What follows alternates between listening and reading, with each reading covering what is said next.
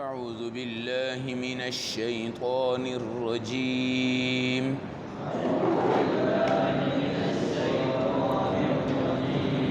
بسم الله الرحمن الرحيم.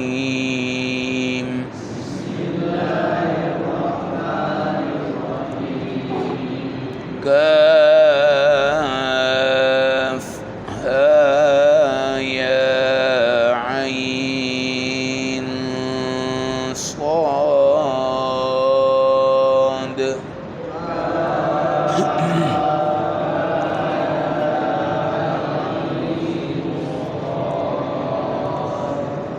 ذكر رحمة ربك عبده زكريا.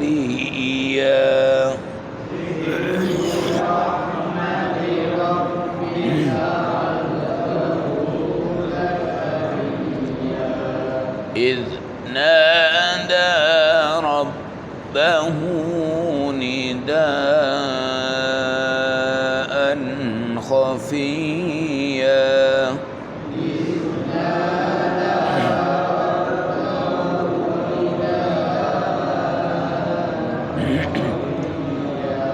قال رب إني وهن العظم مني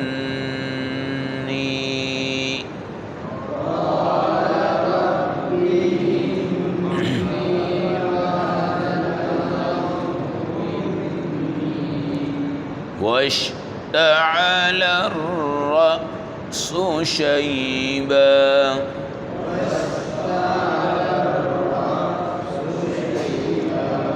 ولم أكن بدعائك رب شقيا.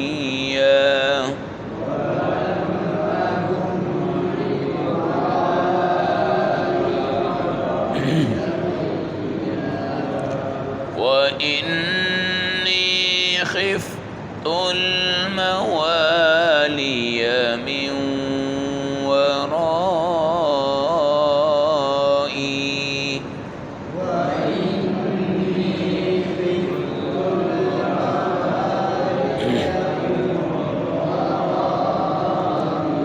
وكانت امرأتي عاقرا فهب لي من لدنك وليا.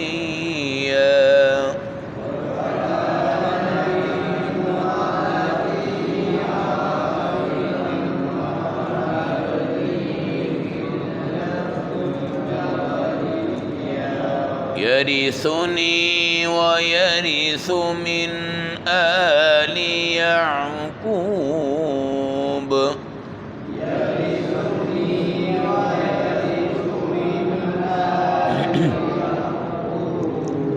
واجعله رب رضيا.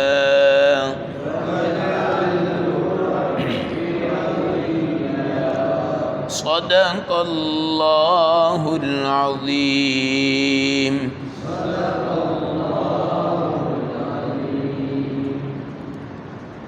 تلاوت کردہ آیات مبارکہ کا ترجمہ کاف ہا یا عین صاد، یہ حروف مقطعات ہیں۔ قرآن حکیم کے پہلے سپارے الف لام میم کے اندر بھی آپ نے اس کی وضاحت سماعت فرمائی، اور سیدنا ابن عباس رضی اللہ تعالی عنہ نبی پاک صلی اللہ علیہ وسلم کے صحابی اور بہت بڑے مفسر قرآن ہیں۔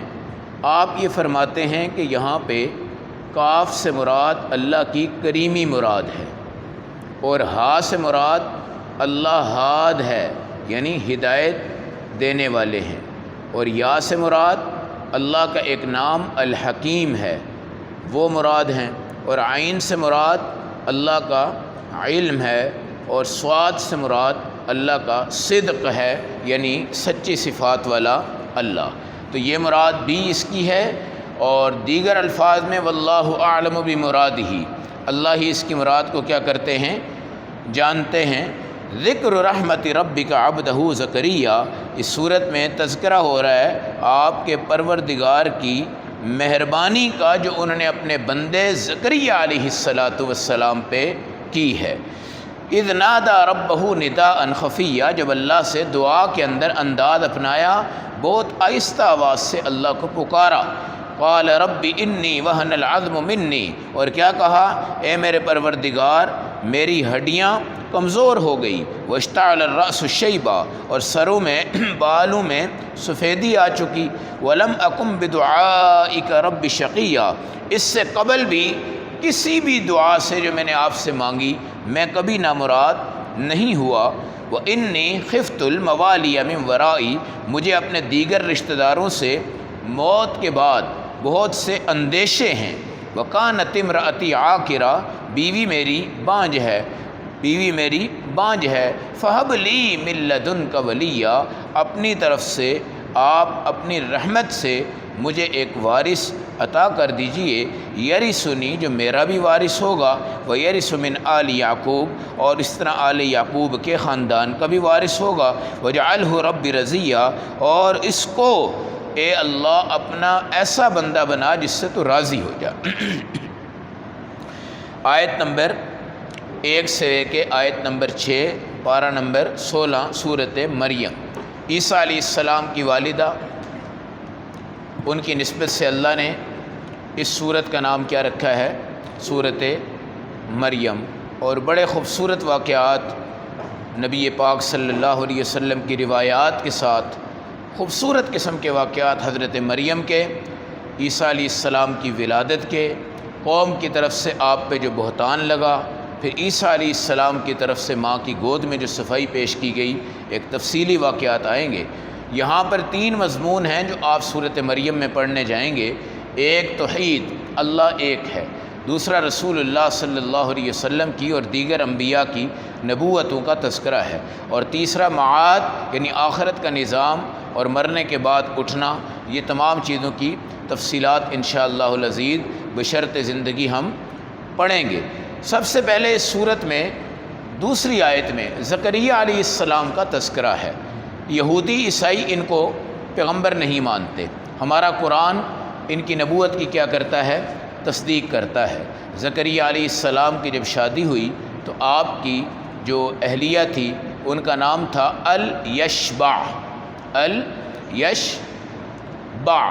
یہ بانجھ تھی، اور زکریا علیہ السلام پر بھی بڑھاپا چھایا تھا، خاندان آپ کا نافرمان تھا اور آپ کی نبوت اور دین میں سخت ترین مخالف تھا۔ اس لیے قرآن حکیم نے آپ کی اس کہانی کو ذکر کیا ہے جس کے بعد اللہ نے آپ کو یحییٰ علیہ السلام کی صورت میں ایک خوبصورت فرزند کیا کیا؟ عطا کیا۔ دعا کیا تھی؟ اذ نادى ربہ نداء خفیہ، آپ پیچھے بھی پڑھ کر آ رہے ہیں، وہ بھی تمام کے تمام صفات تھی جہاں حضرت مریم کا اور دیگر دعاؤں کا تذکرہ ہے۔ بہت آہستہ آواز سے اللہ کو پکارا۔ یہ دیکھیں آپ اکیلے اندھیرے میں اللہ سے ہلکی ہلکی دھیمی دھیمی جو باتیں کرتے ہیں نا، اس کے یقین اور دل میں جو اترنے والی صفات ہوتی ہیں وہ مجمع کے اندر اونچی آوازوں میں نہیں پائی جاتی۔ 2 ہی چیزیں، آپ اونچی آواز سے دعا کریں، آپ آہستہ آواز سے دعا کریں۔ آہستہ میں آپ کے اندر عاجزی ہے اور اونچی آواز میں آپ کے اندر اپنی قوت ہے، اور اس قوت کے اندر وہ مزہ نہیں ہے جو آپ کی عاجزی کے اندر ہے۔ عاجزی والی دعائیں اللہ کیا کرتے ہیں؟ قبول فرماتے ہیں۔ اور کیا کہا؟ وہن العظم منی، میری ہڈیاں کیا ہیں؟ کمزور ہو چکی ہیں۔ واشتعل الرأس شیبا، اور میرا سر جو ہے وہ سفید ہو چکا ہے۔ ولم اکن بدعائک رب شقیہ، اے اللہ جب آپ سے میں نے دعائیں مانگی ہیں میں آج تک اس میں نامراد نہیں ہوا۔ ایک دعا جو آج مانگ رہے ہیں اس میں ایک سنت طریقہ یہ ہے کہ آپ اپنی گزشتہ اللہ سے مانگی ہوئی جو دعائیں ہیں ان کے ریکارڈ کو بھی اپنے ملحوظ خاطر رکھیں، اور یہ دیکھیں کہ اللہ نے فلاں فلاں دعا کی وجہ سے، یا فلاں بزرگ کی دعا کی وجہ سے، یا فلاں صدقے کی وجہ سے، یا فلاں کسی کی آپ کے لیے دعا جو کرتا رہا اس کی وجہ سے اللہ نے آپ کی کیا کیا مسائل حل کیے ہیں۔ لیکن حضرت زکریا علیہ السلام کہتے ہیں جتنی دعائیں میں نے اللہ سے مانگی ہیں اے اللہ میں آج تک آپ سے دعائیں مانگ کے نامراد نہیں ہوا۔ اور حقیقت یہ ہے کہ کوئی امتی بھی نامراد نہیں ہوتا، اس لیے کہ حدیث میں آتا ہے دعا آپ کی قبول ہی قبول ہے، یا جو مانگا ہے وہ ملے گا، نہیں تو اس کا نعم البدل ملے گا، وہ بھی نہیں ملتا تو یہ دعا آپ کی سٹاک ہو گئی۔ آخرت میں اللہ آپ کو اس کا اضافی انعام جب جنت میں عطا فرمائیں گے تو آپ سوال کریں گے اللہ یہ کہاں سے آیا ہے، تو بتایا جائے گا یہ تمہاری دعا ہے جی۔ مگر اس امت کی دعا میں اور پہلی امتوں کی دعا میں فرق یہ ہے، پہلی امت کے انبیاء کے ساتھ یہ وعدہ تھا کہ آپ جو دعا کریں گے آپ کی قبول ہوگی، امتوں کے ساتھ نہیں تھا، مگر اس نبی کی امت کے ساتھ بھی اللہ نے یہ وعدہ فرمایا۔ اور قرآن نے خوبصورت انداز اپنایا، پیچھے آپ پڑھ کر آئے ہیں، وَإِذَا سَأَلَكَ عِبَادِي عَنِّي فَإِنِّي قَرِيبٌ أُجِيبُ دَعْوَةَ الدَّاعِ إِذَا دَعَانِ فَلْيَسْتَجِيبُوا لِي وَلْيُؤْمِنُوا بِي۔ یہاں پوری امت کو خطاب ہے، تم مجھ سے مانگتے جاؤ، مجھ پر ایمان لاتے جاؤ، انشاءاللہ تم سب کی دعائیں قبولیت کے وعدے کس نے دیے ہیں؟ اللہ نے دیے ہیں۔ اور آپ کے سر کے اوپر جو بال سفید تھے، اس سے یہ بھی نظر آتا ہے کہ آپ نے اپنے بالوں کو کالا نہیں کیا، اور یہ سفیدی آپ پڑھ چکے ہیں کہ ابراہیم علیہ السلام کے بالوں میں کائنات میں پہلی مرتبہ آئی، جس پر اللہ نے فرمایا کہ اب خدا کی رحمت کیا ہو گئی ہے، شروع ہو چکی ہے، تو آپ نے فرمایا اس کو اور بڑھائیے، تو آپ کے سارے بال کیا ہو گئے؟ سفید ہو گئے۔ نبی کریم صلی اللہ علیہ وسلم کے بھی جو سفید بال ہیں وہ صحابہ نے گنے ہیں، آپ کی داڑھی میں مختلف روایتیں ہیں۔ خضاب کے بارے کے اندر بھی یہ تفصیلات ہیں کہ رسول پاک علیہ السلام کے صحابی کہتے ہیں آپ صلی اللہ علیہ وسلم نے کبھی تو خضاب کا ذکر کیا ہے اور کبھی کبھی خضاب کا ذکر نہیں کیا، لیکن صحیح ہے کہ آپ خضاب سے اتنی محبت نہیں فرماتے تھے، البتہ صحابہ خضاب کرتے تھے اور کثرت سے کرتے تھے، اور خضاب کی تفصیلات بھی انشاءاللہ کسی موقع پہ الحمدللہ بیان ہو چکی بھی ہیں اور انشاءاللہ ہوتی بھی رہیں گی۔ اور کیا فرمایا؟ وَإِنِّي خِفْتُ الْمَوَالِيَ مِنْ وَرَائِي، میرا جو خاندان ہے مجھے اس سے کوئی بہتری کی توقع نہیں ہے کہ میرے منصب نبوت پر جو دین ہے وہ اس کو لے کے چلیں، یا میرے پیچھے میرا خاندان دینی اعتبار سے میرا کیا بن جائے، کفیل بن جائے یا نائب بن جائے، ایسے کوئی حالات مجھے نظر نہیں آتے۔ اب جو علماء ہیں، جو اولیاء ہیں، یہ اپنے بچے یا اولاد اسی لیے مانگتے ہیں کہ ہمارے دین کی جو وراثت ہے اس کو وہ کیا کرے، سنبھالے۔ اور کئی لوگ اس افسوس میں ہوتے ہیں یار بچہ ہوتا ہمیں دنیا ملتی، کوئی نوکری ملتی، کچھ کیتا، لیکن آپ نے کیا فرمایا؟ مجھے خاندان سے اپنی وفات کے بعد بہتری کی، دین پہ چلنے کی یا دین کو پھیلانے کی کوئی امید نہیں ہے، اس لیے آپ نے مانگا من لدن کا ولیہ، من لدن کا جو آپ کے پاس ہے، جو آپ کے پاس ہے۔ اللہ کی جو چیز ہے وہ ہر وقت اللہ کے پاس ہوتی ہے، ہماری جو چیز ہے وہ پاس ہو کر بھی نہیں ہوتی۔ جیسے کسی کے پیسے بینک میں ہوں گے جی، اور کسی کے پیسے جیب میں ہوں گے، کسی کے پیسے بکسے میں ہوں گے، آپ کہتے ہیں میرے پاس پیسے ہیں، میرے پاس پیسے ہیں۔ اب جو بینک والا ہے پیسے تو آپ کے ہی ہیں لیکن وہ آپ کے پاس نہیں ہیں، وہ آپ کے پاس نہیں ہیں۔ تو لدن کا مطلب ہوتا ہے جو چیز آپ کے پاس ہمہ وقت اسی جگہ موجود ہے اور ہر وقت آپ کے پاس ہی موجود ہے جی۔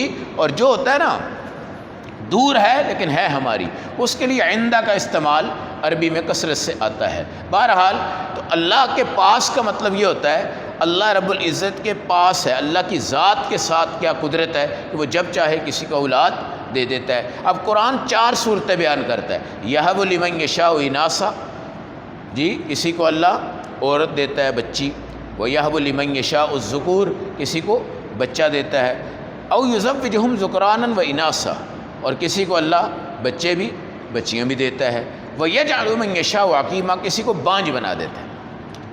ایک صحابی کی اولاد نہیں تھی، وہ بار بار اس آیت کو پڑھتے تھے، بار بار اس آیت کو کہتے 4 درجے ہیں، کتنے؟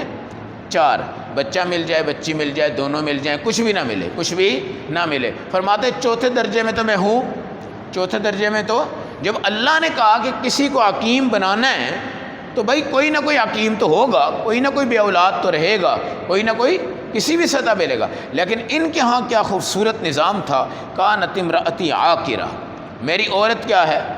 بانجھ، فہب لی من لدنک ولیہ، اے اللہ تو اپنی قدرت سے عطا فرما دے۔ اب پیچھے عیسیٰ علیہ السلام ہیں، ان کی پیدائش سامنے ہے، آدم علیہ السلام کی پیدائش سامنے ہے، حوا علیہ السلام کی پیدائش سامنے ہے. ساری چیزیں اللہ کے ہاں ہیں نا، بغیر ماں کے، بغیر باپ کے، باپ کے ساتھ ماں کے بغیر، ماں کے ساتھ باپ کے بغیر، دونوں کے اختلاط سے ساری چیزیں موجود ہیں. اس لیے اللہ سے مانگو. بانجھ بھی ہے تو بانجھ پن کا علاج ہے، لکھا ہوتا ہے نا، بانجھ پن کا علاج ہے. اور علاج کیا ہے بھائی؟ قدرت خداوندی تو موجود ہے نا. ڈاکٹر عاجز ہیں لیکن قدرت خداوندی کیا ہے؟ موجود ہے. اس لیے من لدن کا ولیہ کہا، آپ اپنی خاص قدرت سے، خاص رحمت سے مجھے کیا نصیب فرما دیں؟ اولاد. اور کیا ہوگی؟ یرثنی و یرث من آل یعقوب، میری اور آل یعقوب کی وارث ہوگی، علمی وارث. کون سی وارث؟ علمی وارث. چنانچہ آپ پڑھیں گے انشاءاللہ، اللہ نے جب یحییٰ دیے تو نام بھی فرشتوں نے آ کے بتایا کہ نام کیا رکھنا ہے، مقصد بھی بتا دیا. خذ الکتاب بقوہ، کتاب کو طاقت سے پکڑ لو، بس تم نے پڑھنا پڑھانا ہے، دین پہ چلنا ہے اور تمہارا. اس لیے قرآن کو امام بناؤ، باقی ساری چیزیں اس کے اتباع میں لے آؤ. آپ انجینئر بنتے ہیں مگر حافظ بن کے چلیں. آپ وکیل بنتے ہیں، قرآن کے حافظ بن کے وکیل بن جائیں. آپ ڈاکٹر بنتے ہیں، قرآن کے حافظ بن کے ڈاکٹر بن جائیں. آپ کسی شعبہ میں ہیں، یہ کوئی نہیں آپ کو کہتا کہ آپ دین ہی سیکھیں اور آپ دنیا نہ سیکھیں. دین کو اپنا امام بنا لیں، دنیا اس کے پیچھے لے کے چلتے رہیں، بس امام اس کو بنائیں. امام آج کل یہ ہوتا ہے کہ جو سکولنگ اور قرآن کے شعبے ہوتے ہیں تو وہاں بچے قرآن پڑھتے ہیں، جب سکولنگ میں آتے ہیں قرآن بھول جاتے ہیں، پھر وہ سکول کو ہی ترجیح دیتے دیتے دیتے دیتے دیتے قرآن نسیہ منسیہ ہو جاتا ہے. یہ غلط ہے. یہ کیا ہے؟ وَجْعَلْهُ رَبِّ رَضِيًّا، اس کو ایسا بنانا کہ آپ اس سے کیا ہو جائیں؟ راضی ہو جائے. اور اولاد سے جو رضا ہوتی ہے وہ عبادات کے اوپر مبنی ہوتی ہے. تو زکریا علیہ السلام ایک ایسے پیغمبر ہیں جن کے متعلق بڑی بڑی تفصیلات آگے آئیں گی، لیکن ان کی کمال قدرت اللہ کی طرف سے جو آئی وہ یہ ہے کہ بیوی بانجھ ہے اور آپ بوڑھے ہیں، پھر بھی اللہ نے بچہ آپ کو کیا کیا؟ عطا فرمایا. اور نام بھی اس کا اللہ کی طرف سے رکھ دیا گیا. اور مقصد بھی اس کا کس نے بیان کیا بھائی؟ قرآن نے بیان کیا ہے. اللہ رب العزت نے، چونکہ آئندہ ہم چل کر مریم السلام کی جو اولاد ہیں عیسیٰ، وہ بھی اللہ کی ایک عجیب قدرت کا نظارہ ہے. اور زکریا علیہ السلام کی جو اولاد ہے یہ بھی اللہ کی عجیب قدرت کا مظاہرہ ہے. تو اس میں اللہ کے عجائبات، اللہ کے معجزات اور یہ تمام چیزیں ہیں جس کو ہم کہتے ہیں اثبات توحید. اثبات توحید، اللہ ایک ہے، وحدہ لا شریک ہے. جو کام اللہ نے کرنا ہے وہ اللہ نے کر کے چھوڑنا ہے. فعال لما یرید، ہر چیز پر وہ قادر ہے. اس لیے صرف انسان کی توقع ہونی چاہیے اللہ سے. کیا ہونی چاہیے؟ توقع. ڈاکٹر کے بعد جاتے ہیں، یہ کام نہیں کر رہا جی وہ کرے گا، وہ نہیں کر رہا وہ کرے گا، وہ نہیں کر رہا وہ کرے گا. توقع لے کے جا رہے ہیں نا. آپ یہی توقع، یہی توکل، یہی امید، یہی گمان اللہ سے پیدا کر لیں. آپ کا کام اللہ نے کر دینا ہے. اور یہ گمان پیدا کرنے کے لیے آپ کو اللہ کی طرف انفرادی اور اجتماعی دونوں توجہات کی کیا ہوتی ہے؟ ضرورت ہوتی ہے، جس میں اللہ کے ساتھ آپ کا کانٹیکٹ کیا ہو جائے؟